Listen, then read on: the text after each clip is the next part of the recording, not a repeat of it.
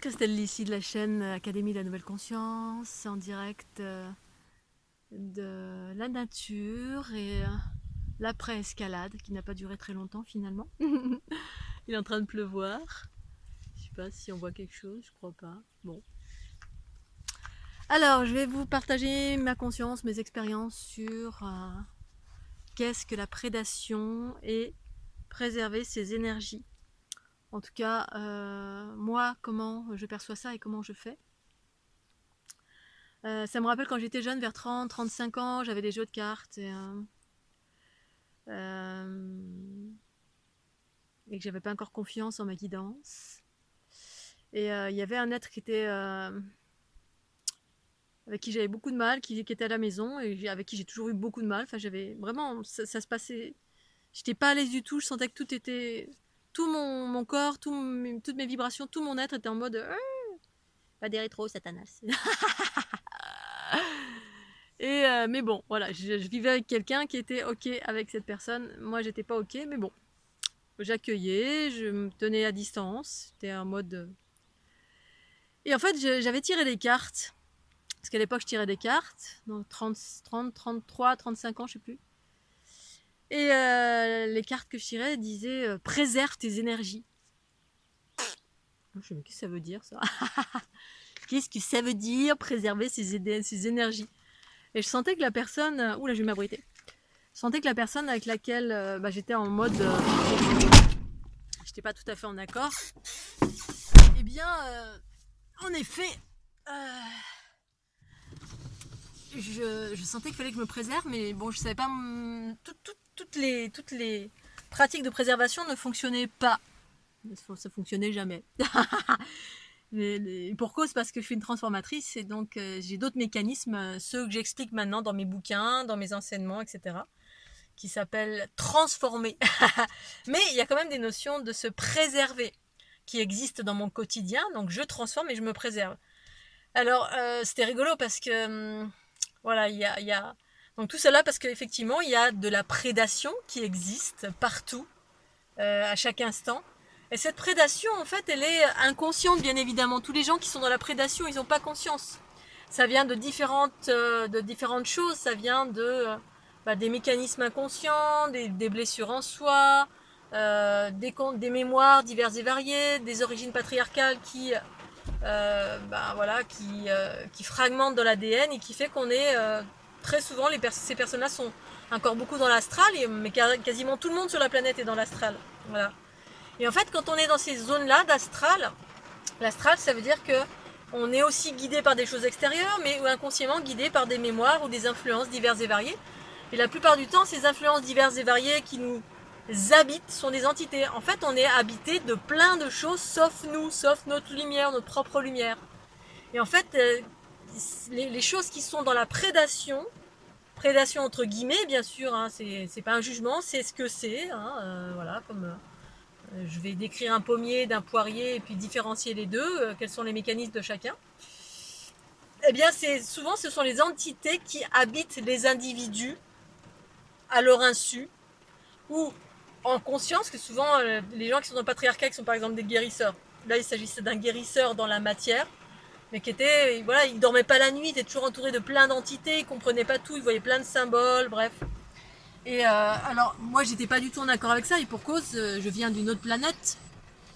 Et pour moi, en fait, c'est directement en face de moi, c'est tout ce qui doit dissoudre sur la planète à l'heure actuelle, cette zone astrale qui nous habite en totalité et qui fait qu'on a des capacités, mais c'est aussi en lien avec la culture patriarcale. Cette culture patriarcale a eu sa raison d'être, elle est en pleine transformation.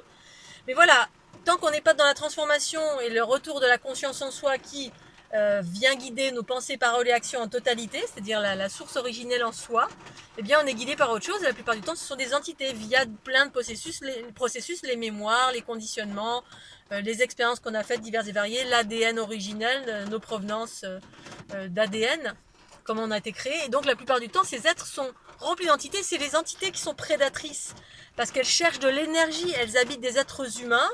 Et en contrepartie, parce que rien n'est gratuit, entre guillemets, il y a toujours un échange d'énergie. On échange de l'énergie avec un arbre, avec un chien, avec un chat, avec le soleil, avec une fleur, avec des êtres humains.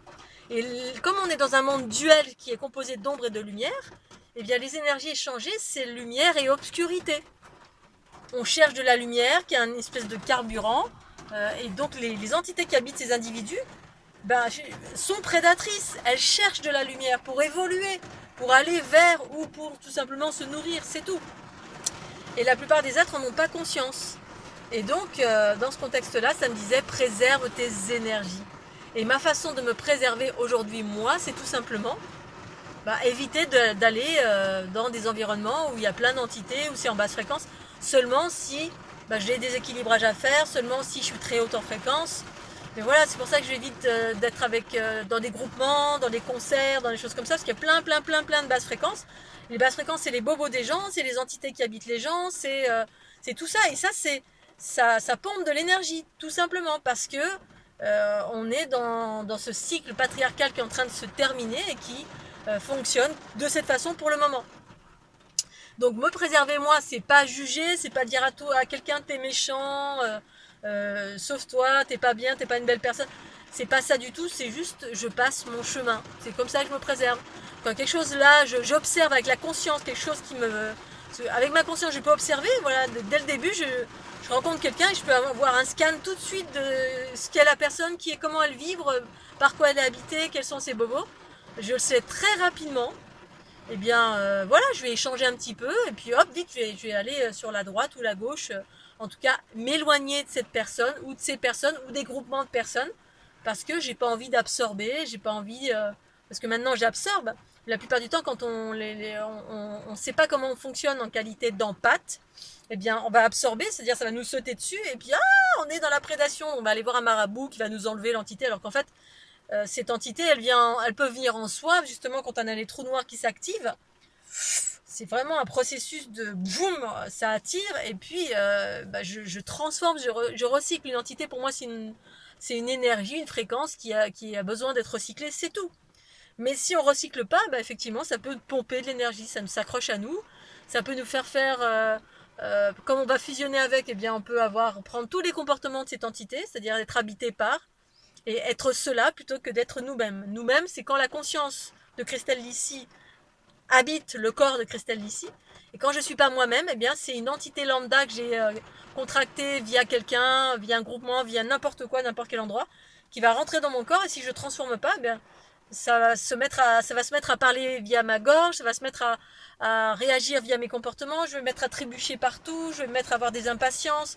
Bref, je vais avoir différents mécanismes qui vont se mettre en branle et qui vont m'alerter sur le fait que tiens, j'ai une entité qui est rentrée, qui est là, qui est à proximité, dans un espace, donc je fais ce qu'il faut pour transformer.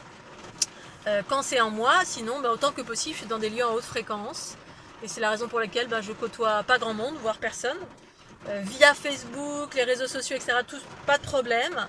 Et encore, il y a des moments où je suis toujours en train de jauger mon équilibre intérieur, parce que j'absorbe, j'ai pas besoin d'être en contact avec quelque chose en direct. Je peux absorber à distance une milliartitude de choses ou prendre connaissance d'une chose à distance. Voilà, juste dans la vibration. Voilà. Je voulais faire un petit partage de ça très rapidement. Prédation, préservation, comment je procède.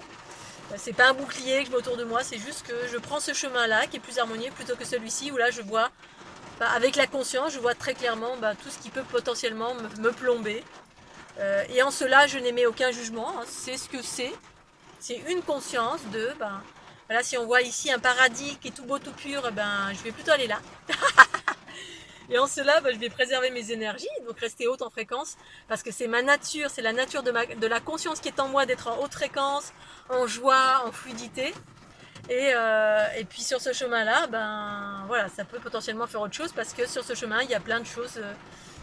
qui correspondent pas à mes fréquences et que je vais potentiellement être amenée à absorber, transformer ou être incommodée.